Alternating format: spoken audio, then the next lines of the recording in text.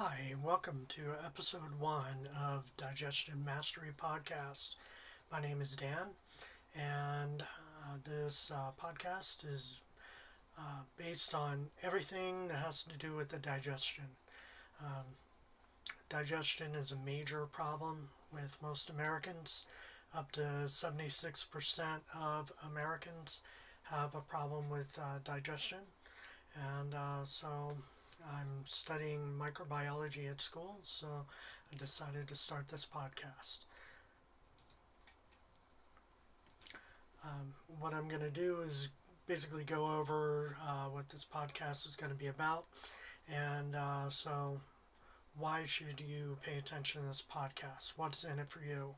I'm going to go over the goals of the podcast and a little bit about me, and then I want to go into a little presentation about the basics of digestion. What's in it for you?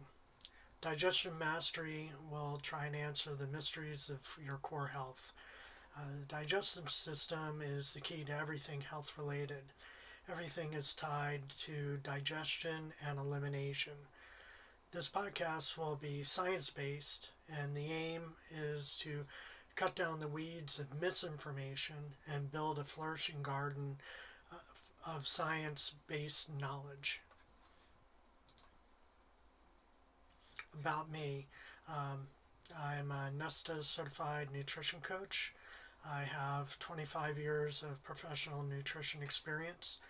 I was born as a sickly child with over 70 allergies, and it's taken me 50 years, but basically I'm healthier now at age 50 than I was when I was age 25 or even age 22.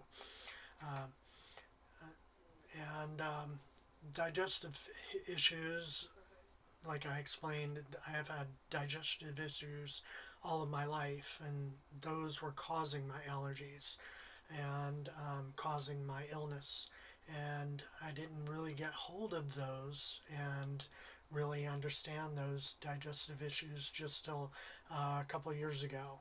And I've been working on those, even though I haven't been working on them directly. But now I've really focused on my digestion, and it's made a giant difference. So I'm so impressed with the amount of science out there about digestion and how important it is. I actually quit my nutrition job, and I've gone back to school to be a student, and eventually my goal is to graduate and get into the biotech field and study microbiology. What I want to do is go through the basics of digestion. Keep it pretty simple for right now. So just go over how you choose your food, the importance of chewing your food, the importance of the time that it takes you to eat, and the amount of water that you should drink. And then I want to just go over to the 3 different segments of the gastrointestinal area, which is the stomach, the upper GI, and the lower GI. So choosing your food. You want to have a choice. Too many people are they get sick, and so they start eliminating the foods that make them sick. That's good, but the problem is that they don't focus on trying to make themselves healthy and figure out, well, what was the cause of my issue to begin with? Why can't I eat this food that everybody else can eat and enjoys? Why do I have to not enjoy my life and my diet and my food? And how can I change this? So in the future, I'll be going over all of this. What you want to do is you want to pick foods that are fun and healthy and that you like. And the key to that is variety, variety, variety. There are so many foods that are available, and most people just pick what's culturally known to them. If they're Italian, they eat Italian food. If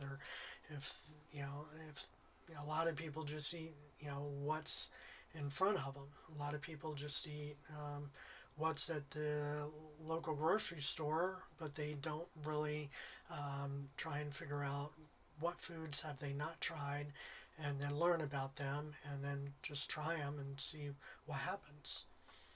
So variety, variety, variety will keep you well. Chewing your food. Too many people have problems with chewing too fast, not completely. And so what happens is that giant chunks are being swallowed, and that causes a lot of problems in your stomach, because your stomach needs a bunch of more acid to digest those big chunks of food. Protein is being digested in your stomach, and a lot of people are eating too much protein. The average American eats way more protein than they really need, and a lot of people doing the all these Atkins style keto paleo diets, they're increasing the amount of protein because they think that protein's good no matter what. I used to be one of those people. At one time I weighed 150. At the most I weighed 170 when I was totally buff Mr. Muscular weightlifter dude, and I was taking as much as 300 grams of protein a day, and that actually caused me to have kidney issues. And also that extra protein got turned into sugar, because protein can be turned into sugar, and it caused me to have blood sugar problems, even though I wasn't eating sugar.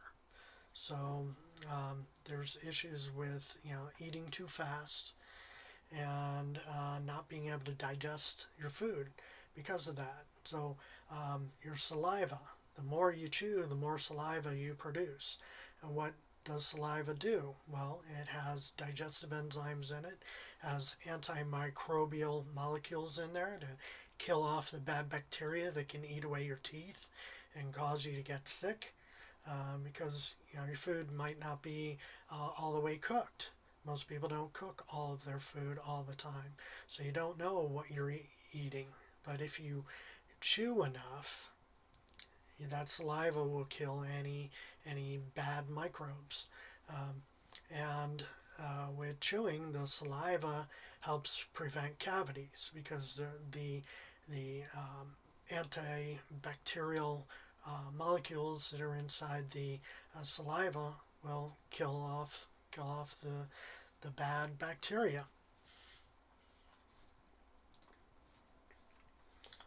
You want to slow down the speed of eating. And when you slow down your speed of eating, what's going to happen is you're going to have more time to chew. You're going to have more time to build up saliva. Not only are you building up saliva, digestive enzymes in your mouth, but also there's a trigger that goes from your mouth up into your brain, down into your stomach, that is a warning signal to tell your stomach what's going to be coming down. So, so when you slow down your chewing, slow down your eating, there's going to be more digestive enzymes being produced in your stomach and in the rest of your digestive system. So these are really important. Water is super important. Now, if you eat something that's super dry and it's crunchy and hard to eat, and you don't drink enough water, that it's going to have a hard time getting down into your stomach. And so the stomach needs water to help push down the food. So you're down in your esophagus, you drink some water while you're eating. That makes the food more slippery. It's going down, and then it's going to help with the digestion. It's going to help move things faster. And most importantly, water. Most people don't drink enough water, and they get dehydrated, which that's no good. So your stomach is temporary for temporary food storage. It helps break down mostly protein, and it's really important to a lot of people start having upper like acid reflux, a whole bunch of different disorders, and that all comes from them needing extra acid to break down the food because they're not chewing fast, they're not chewing slow enough, they're not drinking enough water. So then they start having all these health issues because they're putting too much pressure on their stomach. And also the stomach is, what they're finding out, that it is a hormone organ. It helps produce and deal with a type of hormone that helps control and counteract the effects of insulin, and that's called leptin. And it's a lot of protein receptors are inside the stomach, letting people know when they've had enough. Too many people are eating too fast, so there's not enough signals going to their brain that tells them that you've had enough food. So a lot of people are eating too fast, not chewing hard, well enough, and they're putting too much pressure on their stomach, and they're wondering why they're sick. So the upper GI tract, these are three pictures of three parts of the upper GI, and these are all what they look like if they're healthy. Now the duodenum is the part of the upper GI tract where a lot of people who have a disorder called SIBO, which stands for small intestinal bacterial overgrowth. So you don't have much probiotic bacteria growing in the upper third of your upper GI, but there is some. But too many people are having too many issues because of their stomach, because of eating too fast, that their first third of their GI tract starts having issues. It starts having inflammation and possibly too much bacteria growing in that area, causing too much gas being produced. And so a lot of these people with the SIBO issues, they get distended, stomachs that make them look like they're pregnant, or the quote-unquote, for the guys, the beer gut, quote-unquote. If somebody has a big old pot belly, it isn't necessarily due to body fat. It's actually caused by inflammation, and this inflammation is going to wreck your digestion. So dealing with the inflammation and dealing with the extra gas is what you want to try and figure out how to do. So the second of three parts of the upper GI tract is called the duodenal, in which it's a little bit more complex than the duodenum. The duodenum's pretty much just moving through rather quickly, but with the duodenum you're dealing with chemical secretions from your pancreas, your liver, and your gallbladder. When you're mixing those with this paste that was your food, and that paste is called chyme.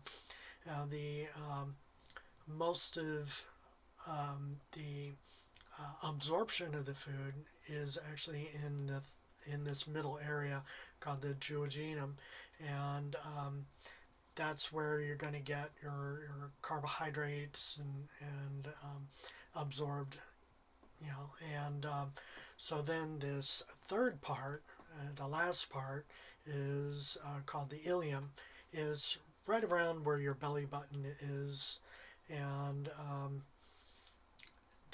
that is where you're absorbing your nutrients, your amino acids, because they've been broken down in the stomach, and fat absorbing vitamins and minerals, potassium, sodium, B12, your fat soluble vitamins are being absorbed right there as well. So you can see the differences in the pictures where this is the last, the ileum, is the shiniest and the whitest, and that's because it has these little fingers that are popping up, and those absorb all the nutrients. You'll see that in the duodenum also, but you don't really see that much in the duodenum. And so you have these little fingers, and they're absorbing all the nutrients, and so then what's left is it goes into the colon. Now the colon removes water, salt, and some other nutrients, but a lot of it is fiber. Now, why is fiber important? Well, fiber is not only just a bulking agent that helps you move out the waste product of, that's toxic waste, but also fiber is very important for the good bacteria. The colon is where most of the good bacteria live, but and they live off of your fiber that you're eating. So that's why it's very important to eat fiber. Too many people don't eat enough fiber, and so they're not hosting a good environment for good bacteria. That's why they can get sick, they can get bacterial infections, which are from the bad bacteria. So the good bacteria protects you against the bad bacteria. Also, the good bacteria produce vitamins. They produce 176 different chemicals that are good for us, as far as as far as has been studied so far. So this is the end of my presentation. I will put these references up for you to feel free and download. And I thank you for your time, and I hope you enjoyed this, and I hope that you learned something. Have a great evening. Bye.